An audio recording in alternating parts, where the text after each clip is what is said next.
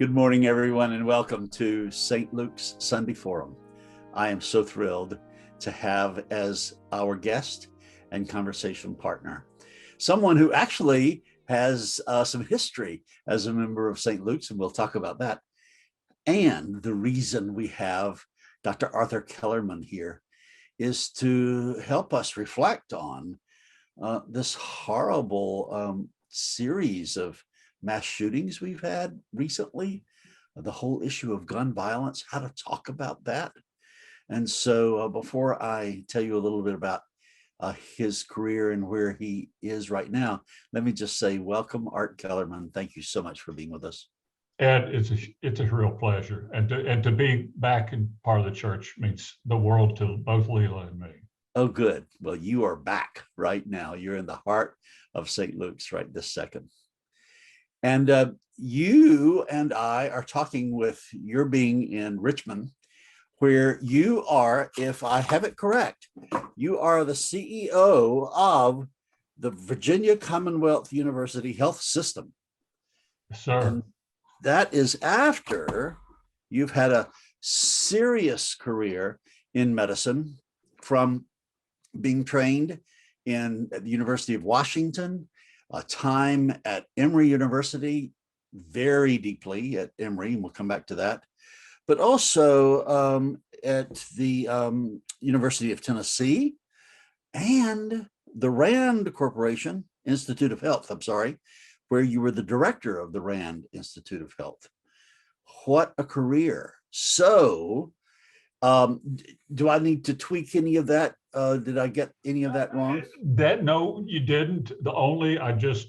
Some of us get chased from town to town, and that's happened to me several times. But the other school that I just recently moved when I answered my call to Richmond was at the Uniformed Services University of the Health Sciences, which is the Defense Department's Leadership Academy for Military Doctors. And I was there for 7 years, a card-carrying civilian member of the Department of Defense, educating young men and women who wanted to be doctors, but also are willing to go anywhere in the world to care for America's service members, to do good in the military, and was in a remarkable group of kids. So it was really tough to leave that place to come here, but the opportunity to come to a city with as much history, good and bad, as Richmond, and be part of an institution and a mission that is rewriting that history fundamentally and forever, was just too good an opportunity to pass up. Oh, indeed. Oh, we will definitely want to hear more about that. However, and thanks for that correction. I'm really glad we got that in the fullness of the story. I've read a little bit about your story, your vocational story. Vocation is such an important word to me. Will you talk about this business of how you were called into medicine and how you were called from one understanding to a deeper understanding to a focus to passion? Well, I often, you get to a certain point in your career, young people will come to you and say, I want to be like you. How do I do that? And I go, I don't have a clue, because I didn't know when I started. Developing a career, developing a calling isn't about, I'm going to go from here to there and navigate across the lake or across the ocean. I always liken it more to putting your canoe in the river and starting to paddle, and there comes a rock, you hear rapids. Do I go to the left of that island, to go to the right? Which way? And every choice you make leads to another choice, which leads to another choice. So there's some inner call that may lead you to choose left or right at a particular time, but none of us really know where we're going. And in a million years, would I have thought that I would be doing what I'm doing today? When I even thought about being a doctor, I thought I would be a family doctor in the Shenandoah Valley. That was about as close as I got to having Virginia anywhere in my career. I'm here in Virginia, but in a very different role today. And it is an interesting story. But when I grew up in a little town in East Tennessee called South Pittsburgh, it's the cast iron capital of the world, because our family's business makes cast iron cookware and has for 125 years. And that was how I grew up, working summers in the foundry, where my dad made sure I always worked the hottest and dirtiest jobs in the plant. Of course. And I like to say it inspired me to be a physician. Indeed. Because when I'd go back from college, he would punch me in the shoulder. He'd make sure that the day I got home, the next morning, I'm up and I'm at the foundry. Not one day of rest. And he would just joke me and say, son, if college doesn't work out, don't worry about it. You can always come back here.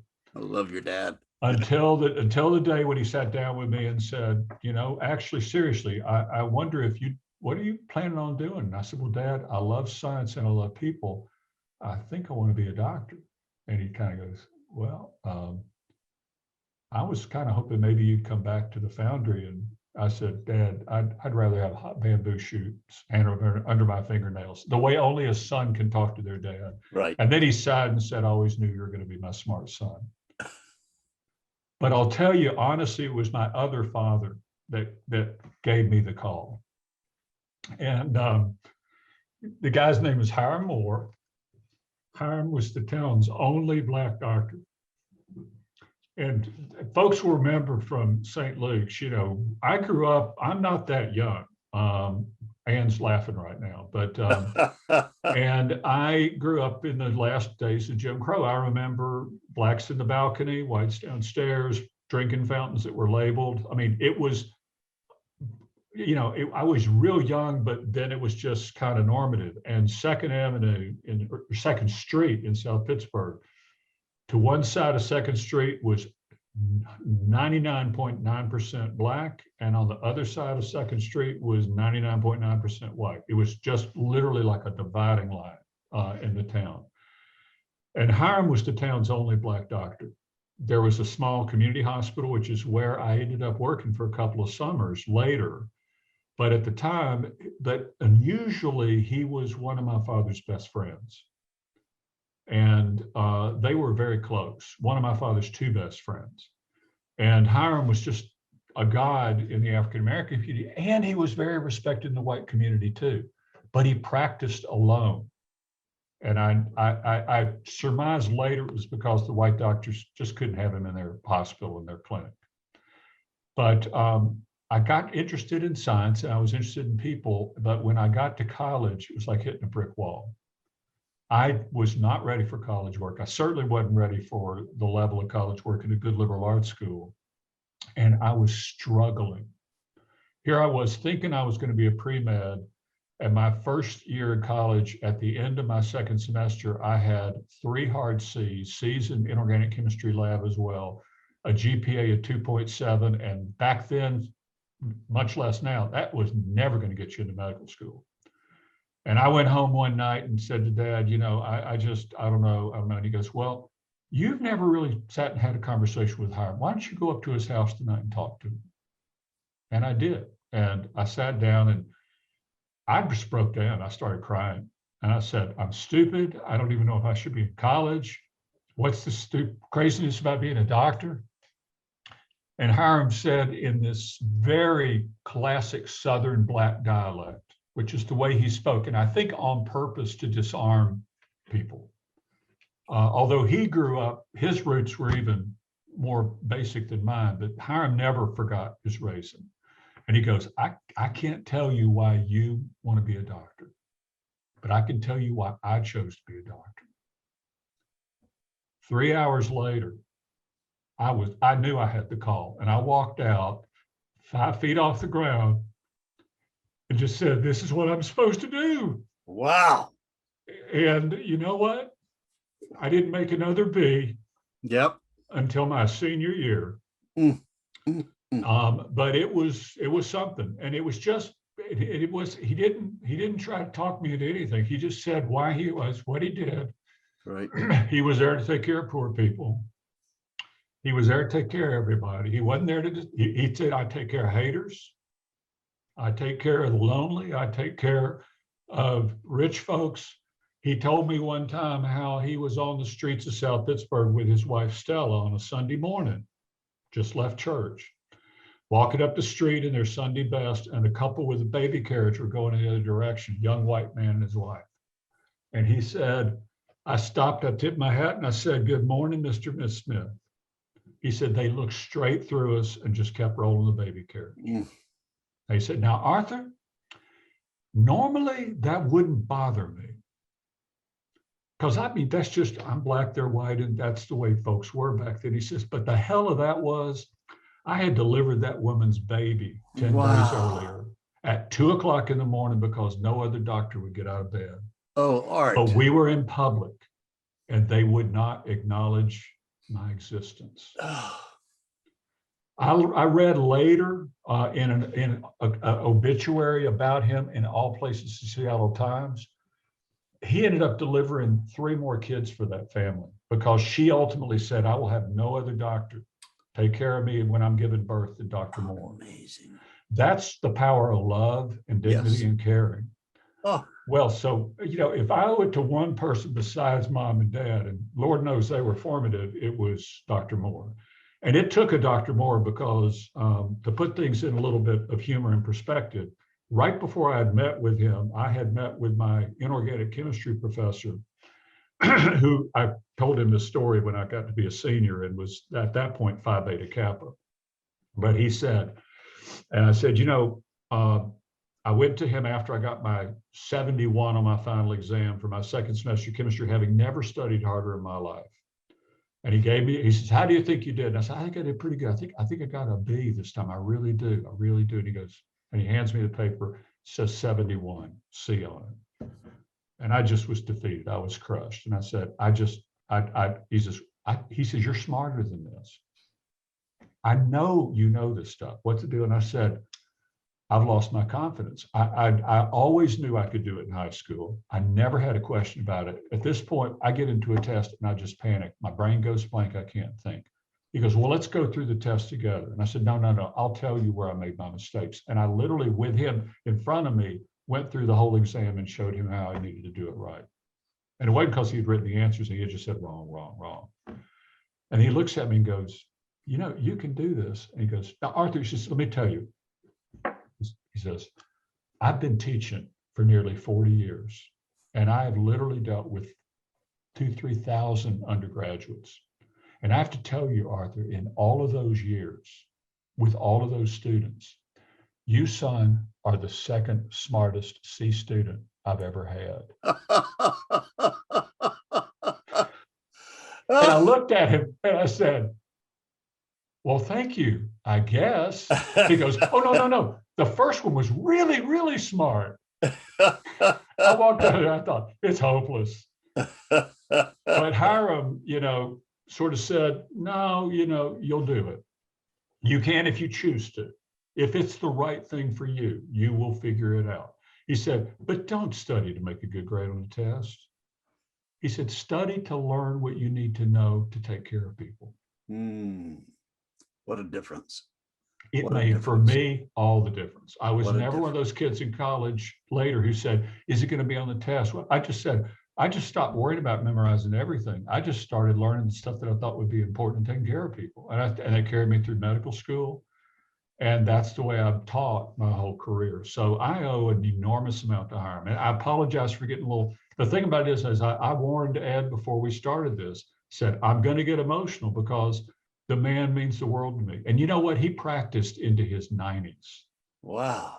And at that point, I'm in Atlanta. I'm going to St. Luke's, and I hear that Hiram's in the hospital. And it was not his final hospital stay, but it was near final. And I went to see him. And I went to the registry. I drove up from Atlanta that night to see him. I knew it was still late enough. Early enough he'd still be awake. And I went into the receptionist who had that classic East Tennessee accent. And I said, ma'am, I'm Dr. Kellermann from Emory, and I'm here to see Dr. Moore. And she goes, Dr. Hiram Moore? I said, yes, ma'am. And she leans in, she goes, is he some kind of celebrity? I said, well, what do you mean, ma'am? She goes, oh my God, we've had people for days coming in to see white folks, black folks, rich folks, poor folks, connected folks, unconnected folks, and everybody wants to see Dr. Moore. He's got to be a celebrity. I said, he is, in a manner of speaking. Yeah. And that's the magic of medicine, like the magic of the priesthood. For all of us, if we find our calling, right, that makes all the difference. And so Hiram was one of the real pivotal characters in my life. And But we never talked about guns. I grew up in the South in Jim Crow, and I was there for the transformation in civil rights. I was there when our school was integrated.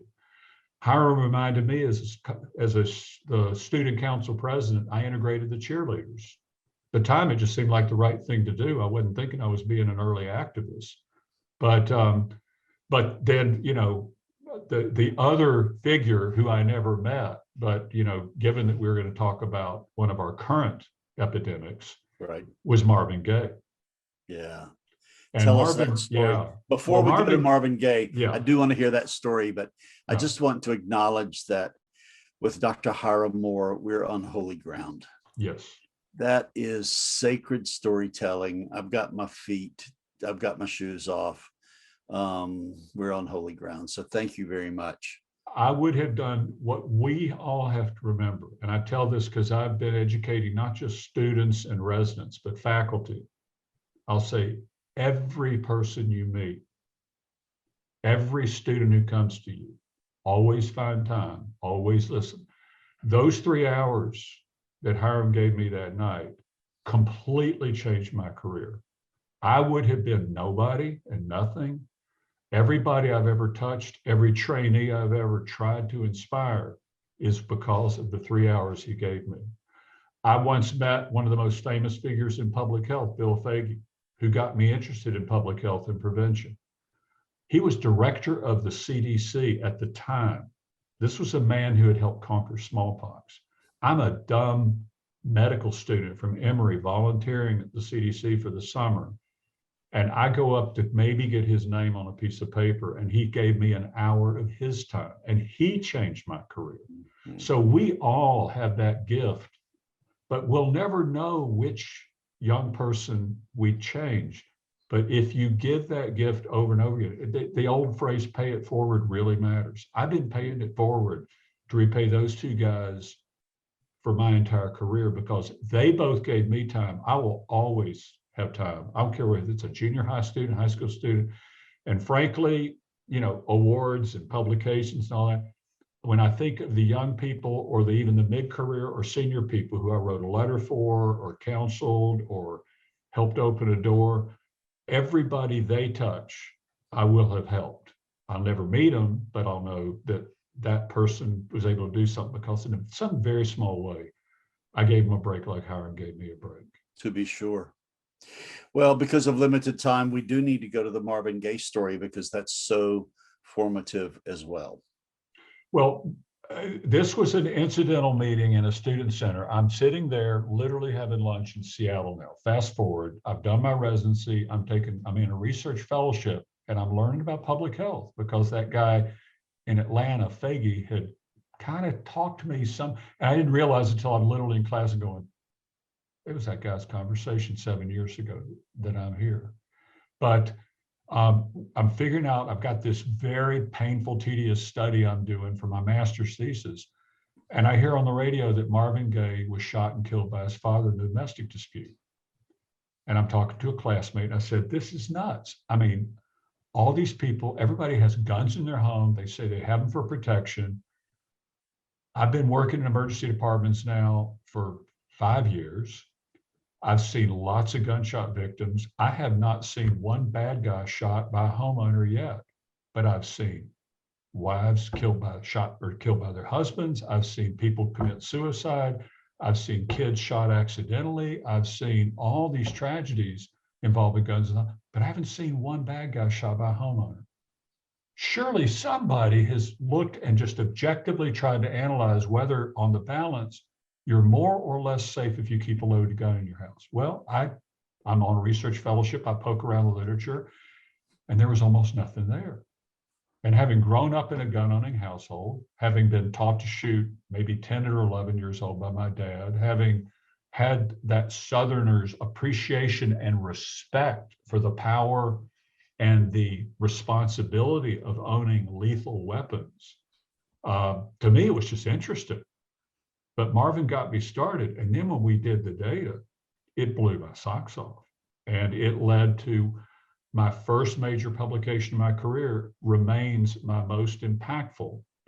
And it changed the course of my career, which is a paper titled in the New England Journal of Medicine, Protection or Peril, one of the most simple and yet powerful for its time studies of all time, where we essentially looked at shootings in homes where guns were kept in King County, Washington, which is the county which includes rural areas around Seattle.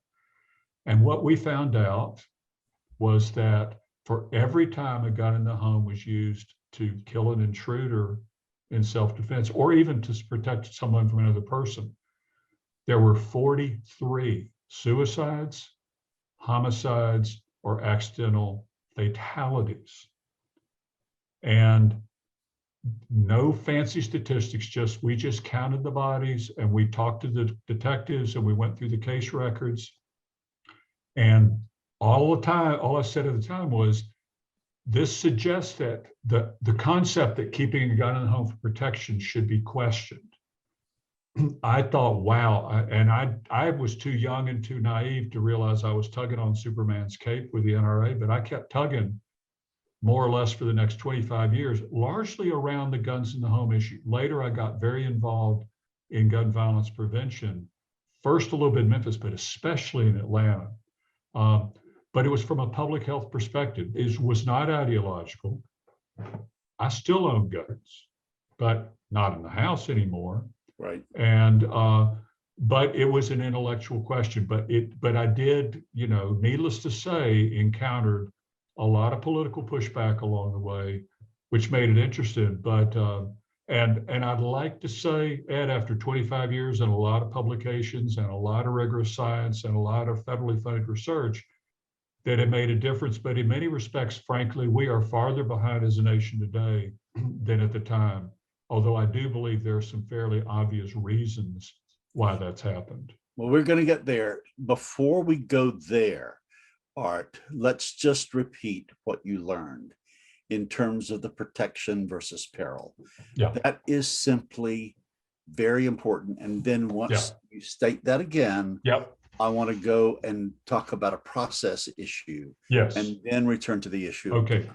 But what we're before I do, I just want to say, and I should have said this on the front end to all of you St. Lukers out there, this is me talking tonight.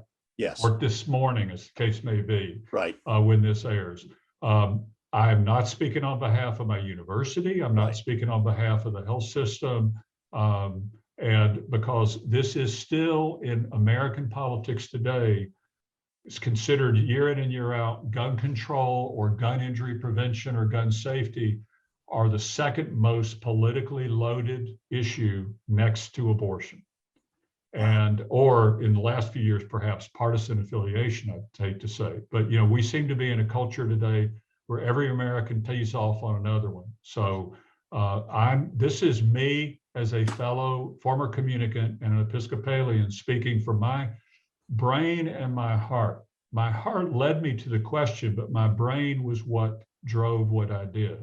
I was never trying to get to a preconceived conclusion. Doctors don't do that, and especially neither do scientists. This was all about what are the data, what does science show? And as I've said for many years, Americans deserve objective, honest, high integrity information to make decisions for themselves, their families, and their kids. And that's their freedom to choose, but they deserve objective information. They should make it on the basis of science, not on the basis of billboards or bumper stickers, or these days, tweets. And so that was my motivating factor. Excuse me. The science says about home ownership. Right. On the balance, if you play the odds, if you keep guns in your home, particularly if you keep that gun or guns loaded and readily available because you think you'll need it for protection from an intruder, a burglar, or whatever, the odds that that gun will injure or kill a member of your family, the odds that that gun will be involved in a tragedy involving anybody important to you are overwhelmingly higher than the odds that it'll be used in self-defense to protect you or your family. Look at it this way. I didn't say it never happens. It does. Right. And when a homeowner uses a gun to kill a burglar or an intruder, it's typically national news.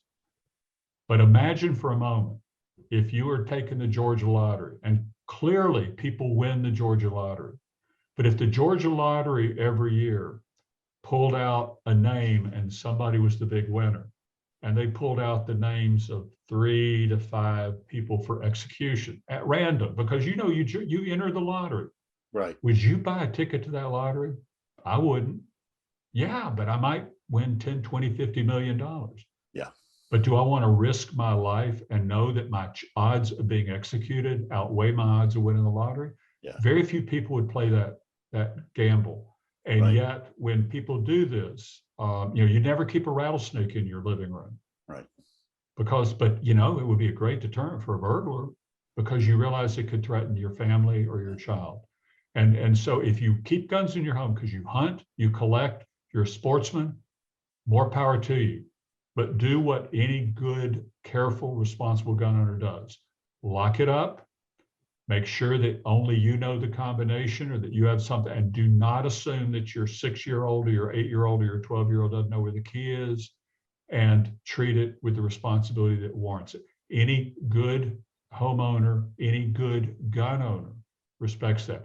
And don't believe the ideology. Although ironically, Ed, today, polls show that twice as many Americans who own guns believe that guns are effective for protection than when I was publishing my work. Wow. Because the research that I was doing and many others was essentially shut down for a quarter century.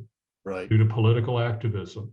Right. And when you don't have fresh information and you're being bombarded by the opposing view, that's a real problem. We're paying the price right now of science denialism with vaccines, of all things. And there are people out there that saying, don't trust them. Well, in this case, on this issue, it wasn't a debate of good science versus bad science. It was a debate where basically they said, then there will be no science. Yeah. And all that's left are stories, bumper stickers, assertions, political rhetoric. Right. And I think that's a disservice to the American people. They just deserve the truth and the facts, and then let people make their own decision. Indeed. Well, for the purpose of this conversation, I know it's not divided in real life, but I do want to distinguish between the issue of gun violence and this issue of not following science.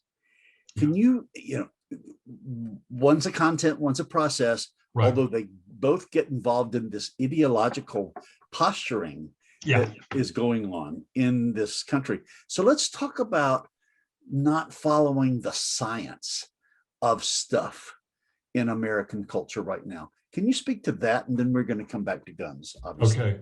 Well, the not following science, it's because there are folks realized that, if you speak loudly enough and often enough, whether it's social media or otherwise, you can overwhelm science by just asserting repeatedly a bogus conclusion. Got it. And you can discredit, if you're powerful enough, you can even shut down the scientists, particularly those that require federal funding, for example, which has been done. It varies. I wrote an editorial once called Gun Smoke, and I equated how the tobacco lobby ultimately lost in terms of cigarettes. No big deal, they're safe. Remember doctors prescribe Camels and all that nonsense. The NRA in particular, which at that point had transformed from being an organization that trained people in marksmanship to an organization that became zealous about a very whacked perception or assertion of the Second Amendment. But the NRA basically took the position, no, we'll just stop the science.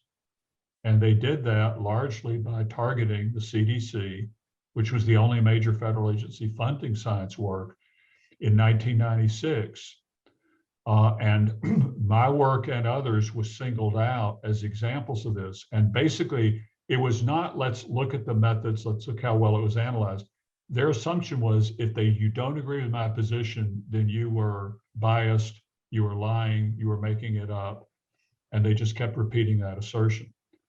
Fact is, you can't get published in the New England Journal of Medicine if you don't do it right. You can't get funded by the CDC if you don't do it right. And my work was not only withstood peer review in the most prestigious journals in the world and funded after rigorous peer review, but it was replicated by other researchers who found the same magnitude often and the same directionality. And yet today, the percentage of American gun owners who say they keep their gun in part for self-protection is now upwards of 2/3. When I was doing this work, it was around 40%. And that's because it's been driven by assertion year after year without adequate rebuttal. And you said for 25 years, we've taken the eyes of science off of the issue of gun violence. Yes, and that I wrote the first editorial was written nearly a quarter century ago. I wrote a second editorial with my Seattle colleague of many years, Fred Rivara, called "Silencing the Science." That was published in 2012. Only now are we starting to see some research begun again. So I have a tough time, in a sense, citing my former studies because many of them are 25 or 30 years old now. I'd say to somebody, if they didn't like the findings, let's get some really bright, objective, and honest people to repeat and see if they've got the same conclusion. Society may have changed. I don't think so, but it might. And again, Ed, you talked about one of the issues that's important for people to understand when we talk about gun violence requires two things to happen concurrently in time and in space. It requires a desire to commit violence against oneself in the case of suicide, or in the case of violence against another in the case of domestic abuse or homicide, etc. The other thing it requires is immediate access to a gun. If there's no violence but a gun, that's a weekend of hunting or target shooting with dad.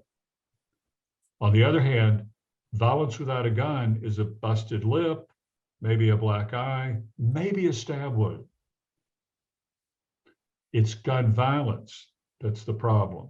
Right. And so the issue here is not that we get rid of all guns. That's ridiculous. That'd be like saying, I'm anti-car because I think that we can make car driving safer, or I'm anti-swimming pools by saying you should have a fence around a pool if you got young kids in your home.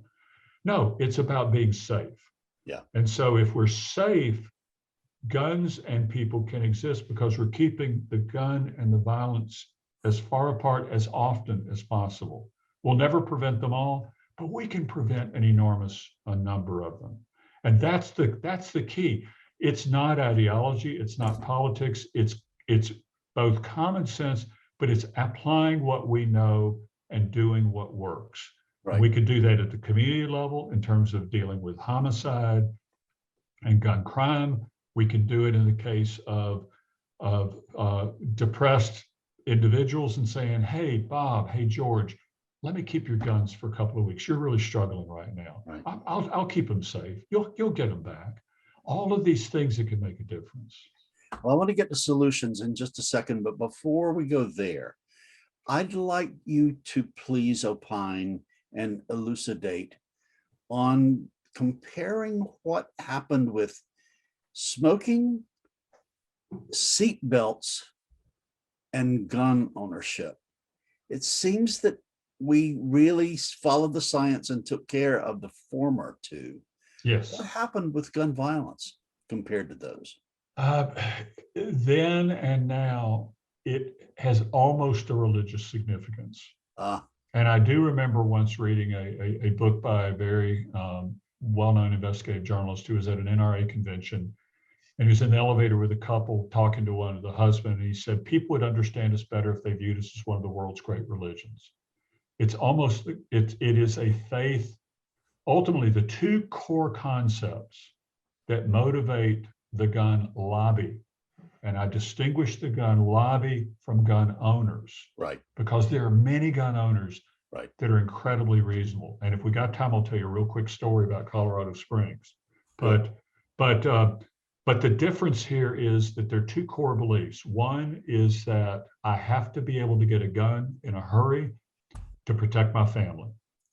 And that if you take guns, if you do anything to restrict access to guns under any circumstance, including mental challenges or criminal records or whatever, then I might not be able to protect my family. But the core belief is even deeper than that, is that this is necessary to protect my freedom.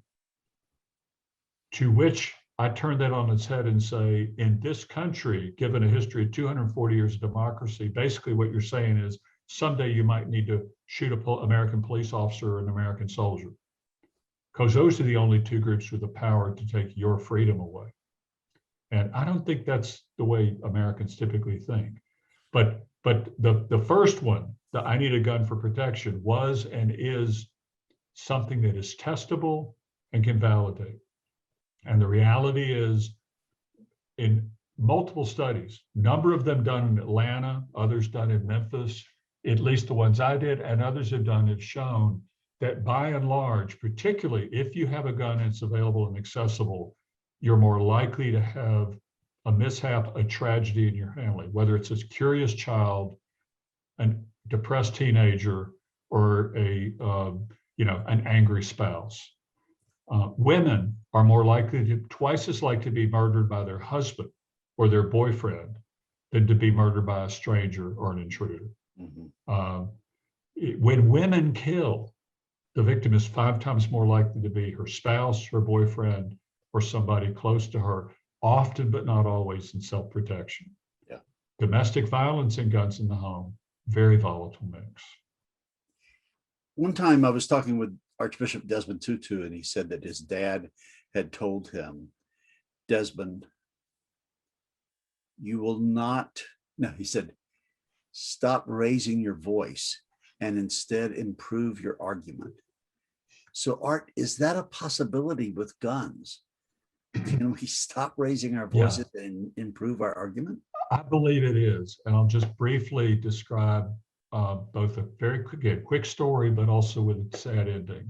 Several years back, I was invited by a Memphis college classmate of mine, Ted Eastburn, who is a cardiologist in Colorado Springs, who previously worked with Senator Bill Frist when they were both at Vanderbilt on the faculty. Right. To come to Colorado Springs and talk about guns as a public health issue. Well, I don't know which one of us was more naive, me for saying yes, or Ted for inviting me, because Colorado Springs is a libertarian hotbed in a very NRA-friendly state. And this was shortly after Columbine and shortly before the NRA convention was going to be in Denver. And here I am, and before I get there, there's a blast fax that goes out in Colorado saying, stop Kellermann from bringing East Coast style gun control to Colorado Springs. So I get into the auditorium that night, which was an old county commission chamber, this with the steep theaters, kind of like the old operating rooms and the paintings. And it was packed with angry NRA members, bumper stickers on their chests, signs. It was like out of a bad movie. And I'm thinking, I could be killed for giving a lecture. This is almost like a lynch mob. They were rabid, except I knew what I was going to say. And so I decided, I can't run. I'm not going to be a coward, but I'm not going to be stupid either. But I know what my message is. So I got up in front of them, and I just said, hang on, before I talk, you all need to know where I'm coming from.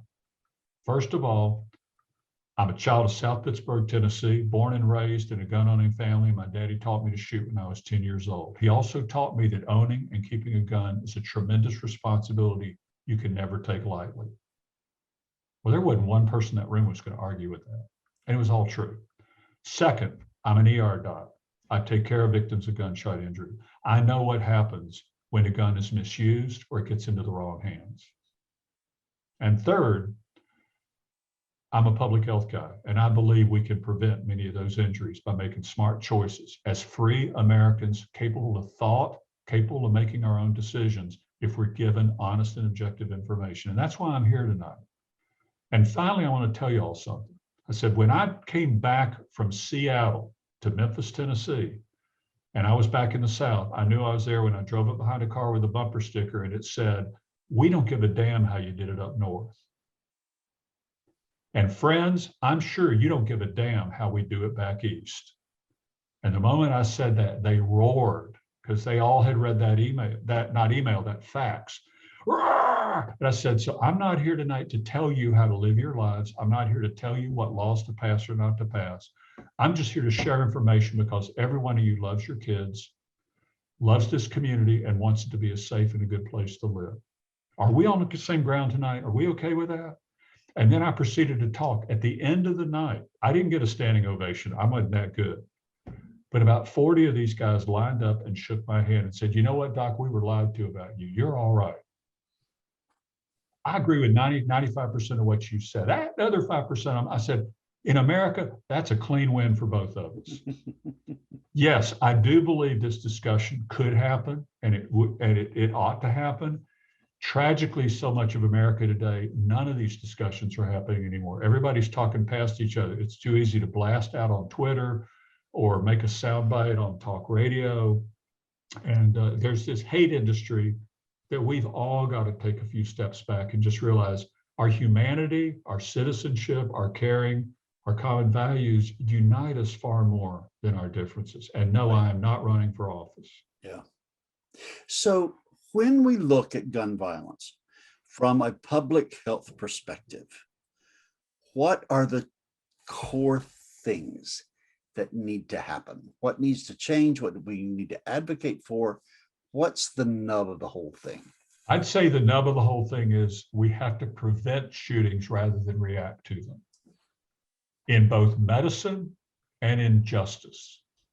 Because today, and for most of my life, the idea has been if a bad guy, usually a guy, does something with a gun, you catch him, you lock him up for years and years, maybe forever, and that will deter other bad guys. Well, guess what? It doesn't work. Now, I want justice as much as the next person, but if we ever think that we'll deter criminality by just penalties, we don't catch them all. And nobody thinks they'll be caught anyway. And also, we can't, to use the criminal justice term, incapacitate, which means warehouse generations of people and think that we're going to somehow put all the bad people behind bars so the good people can run around on our own. So reactive policing doesn't work. And frankly, reactive trauma and emergency care only gets you so far. A study I did years ago in Memphis, but we saw the same thing in Grady, Atlanta, was that 97% of people who die from a gunshot injury are dead within 24 hours of being shot. Our law enforcement has historically been, it starts with a 911 call, followed by an investigation. And if we catch the bad guy or the bad guys, we lock them up for a long time, or maybe in some states, many states, we execute them. And deterrence will make us safer. It doesn't. There's just very little evidence that that makes a difference. When you're angry or when you're desperate or when you feel you're invulnerable, you'll do stupid things. Likewise, in medicine and in trauma care, while we are really good at treating victims of gunshot injury, we can't save somebody who's dead on the scene. And if they're brought into the ER without a pulse and we crack their chest, rarely does that get them back. So that the fact of the matter is, we have to keep people from getting shot in the first place.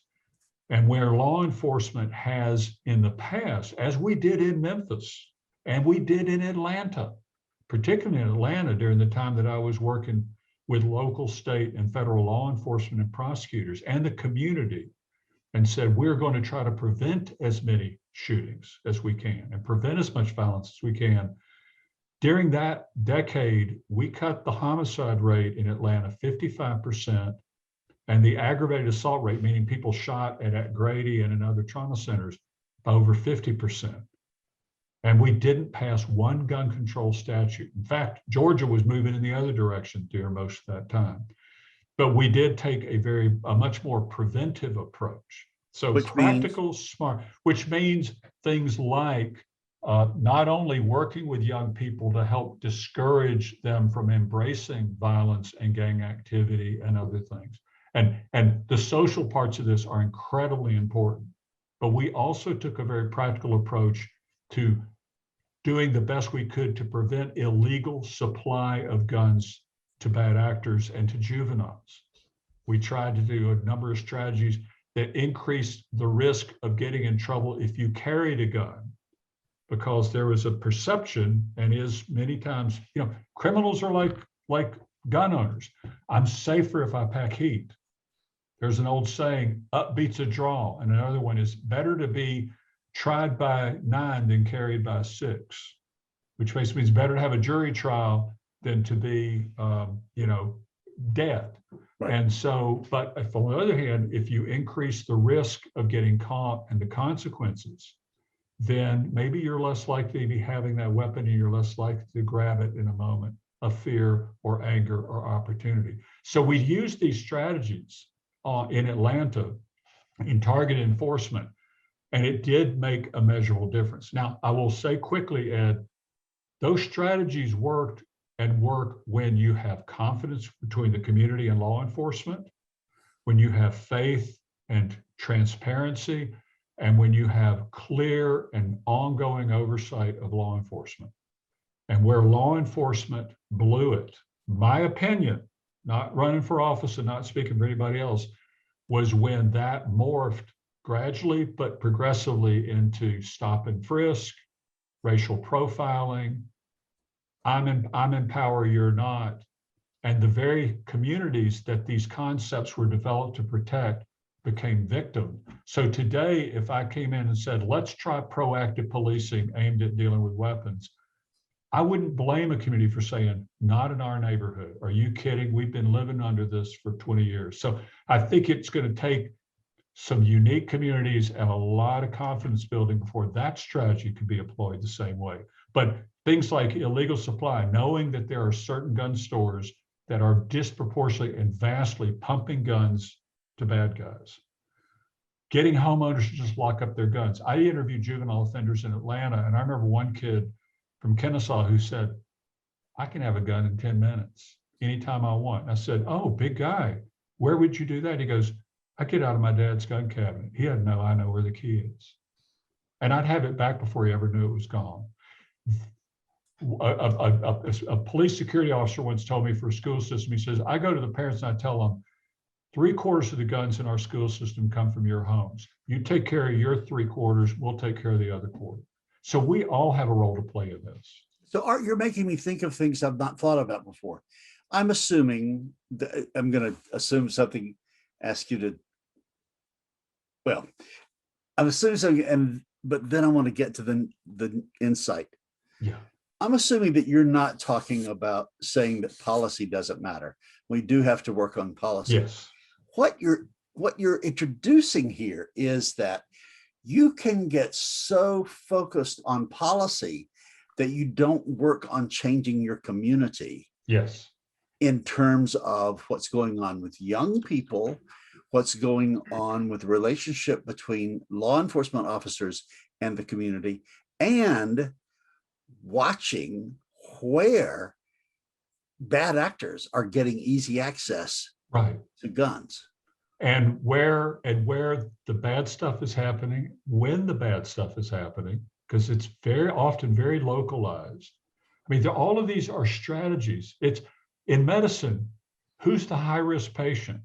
Where can we focus in a community and improve blood pressure so we don't have strokes and heart attacks? Right. What are the things that we can do? If we simply go back and wait for the ambulance I'm an ER doc. I did that for a career. People would say, why am I so focused on public health? Because I see what happens when public health fails. Yep. So now I'm here at VCU with the same thing. We are the place you go when everything is on the line and you're either critically ill, critically injured, or so messed up and nobody knows what's wrong with you. And I'm saying, that's great, we do that. But let's push out in the community and let's prevent as many tragedies as possible, whether it's through preventive medicine, injury prevention, smart public policy. Yeah. But public policy, I remember, it's kind of like when you're working with the congregation, you work in the realm of the possible. Right. And so somebody could say, well, we need to just ban all handguns. Well, good luck with that. It's not going to happen in America, not in your lifetime or mine. But we can move the needle. We still lose a lot of people in car crashes every year, but we have reduced the fatality of motor vehicle crashes 90% in the last 45 or 50 years. One of the great accomplishments of modern American public health. And nobody even realizes it. They just don't know. I cannot believe how quickly the time has flown. Yeah.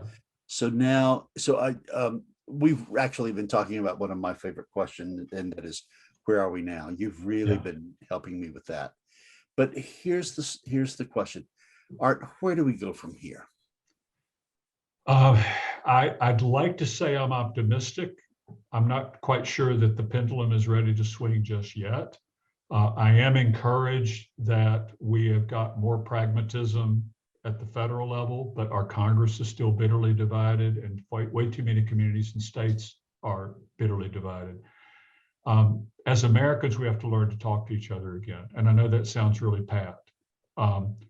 If we just start believing in science and scientists, I'm hoping that we're going to start a school of public health in my university. And one of its key issues is going to be communication. How do you, again, win hearts and minds and impart knowledge as opposed to rhetoric and divisiveness? That's the great challenge for public health in this century, because great research all day and night. But if I don't believe it, I don't believe that vaccine works. I don't believe the climate is changing. I don't believe fluoride in my water prevents my teeth from falling out. I don't believe that raw milk that's been unpasteurized isn't really healthy because this person on the web told me so. We're doomed. And if I don't believe you because you're a Democrat, or I don't believe you because you're a Republican, or I don't believe you because you're white and live in the suburbs, or you're black and live in the inner city, or any other stereotypes, and we're all identity locked, we're doomed. I don't believe we're doomed. And I believe, let me come back to where we are.